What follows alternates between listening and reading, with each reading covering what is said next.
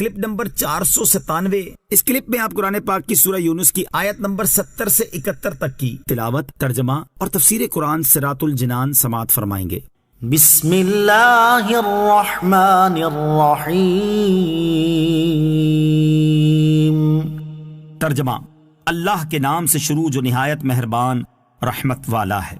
متاع فی الدنیا ثم الینا مرجعهم ثم نذیقهم العذاب الشدید بما كانوا یکفرون۔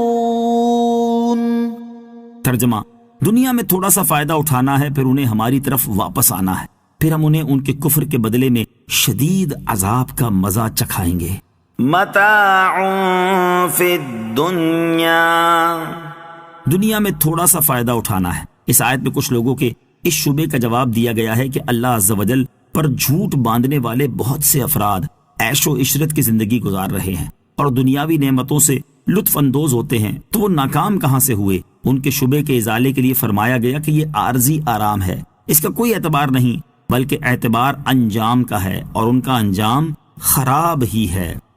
وَاتْلُ عَلَيْهِمْ نَبَأَ نُوحٍ إِذْ قَالَ لِقَوْمِهِ يَا قَوْمِ إِن كَانَ كَبُرَ عَلَيْكُمْ مَقَامِي وَتَذْكِيرِي بِآيَاتِ اللَّهِ إِن كَانَ كَبُرَ عَلَيْكُمْ مَقَامِي وَتَذْكِيرِي بِآيَاتِ اللَّهِ فَعَلَى اللَّهِ تَوَكَّلْتُ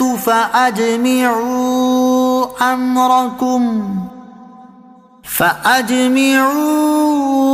أَمْرَكُمْ وَشُرَكَاءَكُمْ ثُمَّ لَا يَكُنْ أَمْرُكُمْ عَلَيْكُمْ غُمَّةً ثُمَّ اقْضُوا إِلَيَّ وَلَا تُنظِرُونَ۔ ترجمہ، اور انہیں نوح کی خبر پڑھ کر سناؤ جب اس نے اپنی قوم سے کہا، اے میری قوم، اگر میرا قیام کرنا اور میرا اللہ کی آیتوں کے ذریعے نصیحت کرنا تم پر بھاری ہے تو میں نے اللہ ہی پر بھروسہ کیا، تو تم اپنا کام اور اپنے شریکوں کو جمع کر لو، پھر تمہارا کام تم پر پوشیدہ نہ رہے، پھر میرے بارے میں جو کچھ کر سکتے ہو کر لو اور مجھے کوئی مہلت نہ دو۔ وَاتْلُ عَلَيْهِمْ نَبَأَ نُوحٍ، اور انہیں نوح کی خبر پڑھ کر سناؤ۔ اس سے پہلی آیت میں اللہ تعالیٰ نے کفار قریش کے احوال اور ان کے کفر و عناد کو بیان فرمایا۔ اس کے بعد اب ان آیات سے اللہ تعالیٰ نے انبیاء کرام علیہ الصلوۃ والسلام کے واقعات اور جو کچھ ان کی امتوں کے ساتھ پیش آیا اس کا بیان شروع فرمایا ہے۔ گزشتہ انبیاء کرام علیہ الصلوۃ والسلام کے حالات زندگی بتا کر حضور اقدس علیہ الصلوۃ والسلام کو تسلی دینا مقصود ہے تاکہ کفار قریش کی طرف سے پہنچنے والی اذیت کی تکلیف آسان ہو۔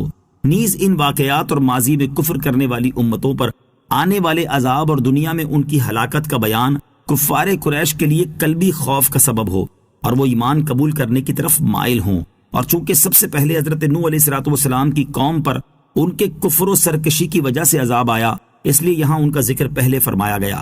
آیت کا خلاصہ یہ ہے کہ جب حضرت نوح علیہ الصلوۃ والسلام نے یہ دیکھا کہ ان کا اپنی قوم کے درمیان مدت دراز تک ٹھہرنا اور اللہ عز و جل کی آیتوں کے ذریعے نصیحت کرنا انہیں ناگوار گزرا ہے اور اس پر انہوں نے مجھے قتل کر دینے اور اپنے علاقے سے نکال دینے کا ارادہ کیا ہے، تو آپ نے ان سے فرمایا، مجھے اللہ عز و جل ہی پر کامل بھروسہ ہے اور میں نے اپنے معاملات اسی کے سپرد کر دیے ہیں، تم میری مخالفت میں اور مجھے ایذا پہنچانے کے لیے جس قدر اسباب جمع کر سکتے ہو کر لو، بلکہ اپنے باطل معبودوں کو بھی ملا لو، اور تمہاری یہ سازش پوشیدہ نہ رہے بلکہ علل اعلان سب کچھ کرو، پھر میرے خلاف جو کچھ کر سکتے ہو کر گزرو اور مجھے کوئی مہلت نہ دو، مجھے تمہاری کوئی پرواہ نہیں۔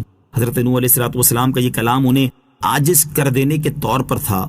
مدعا یہ ہے کہ مجھے اپنے قوی و قادر پروردگار عز و جل پر کامل بھروسہ ہے، تم اور تمہارے بے اختیار معبود مجھے کچھ بھی نقصان نہیں پہنچا سکتے۔ حضرت نوح علیہ الصلوۃ والسلام کا مختصر تعارف۔ حضرت نوح علیہ الصلوۃ والسلام دنیا میں چوتھے نبی اور پہلے رسول ہیں۔ آپ کا نام یشکر اور لقب نوح ہے کیونکہ آپ خوف الہی سے نوحہ و گریہ بہت کرتے تھے۔ آپ آدم ثانی کہلاتے ہیں کیونکہ طوفان نوح کے بعد آپ ہی سے نسل انسانی چلی۔ قرآن پاک میں آپ علیہ الصلوۃ والسلام کی تبلیغ کے واقعات کو متعدد جگہ کافی تفصیل سے بیان فرمایا گیا ہے۔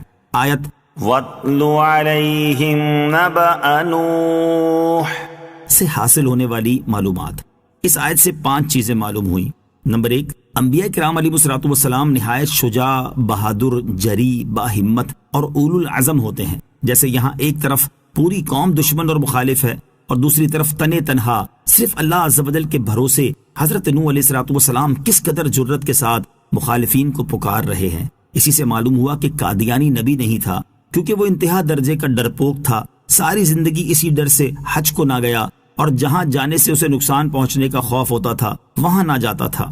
نمبر 2، لوگوں کی ایذا کی وجہ سے تبلیغ سے کنارہ کشی نہیں کرنی چاہیے کہ حضرت نوح علیہ الصلوۃ والسلام نے تکالیف برداشت کرنے کے باوجود 950 سال تک تبلیغ فرمائی۔ نمبر 3، تبلیغ دین کے لیے جرت اور ہمت کی ضرورت ہوتی ہے۔ بزدل اور ڈرپوک آدمی تبلیغ کا حق ادا نہیں کر سکتا۔ نمبر 4، انبیاء کرام علیہ الصلوۃ والسلام، اولیاء اعظام اور صالحین کے سچے واقعات پڑھنا سننا عبادت ہے، اس لیے آیات قرآنیہ کے ذریعے اور سیرت و واقعات کی کتابوں کے ذریعے بزرگان دین کی سیرت سے واقفیت حاصل کرتے رہنا چاہیے۔ نمبر 5، یہ بھی معلوم ہوا کہ تاریخ کا علم بھی بہت عمدہ ہے کہ اس میں عبرت پوشیدہ ہوتی ہے، البتہ تاریخ وہی پڑھی جائے جو حقائق پر مبنی ہو۔ آج کل ظالموں کو عادل، مسلمانوں کو قتل کرنے والوں کو مجاہد اور امت کو تباہ کرنے والوں کو امت کا مصلح و محسن بنا کر پیش کرنا عام ہے۔ ایسی تاریخ سے دور رہنا ہی مناسب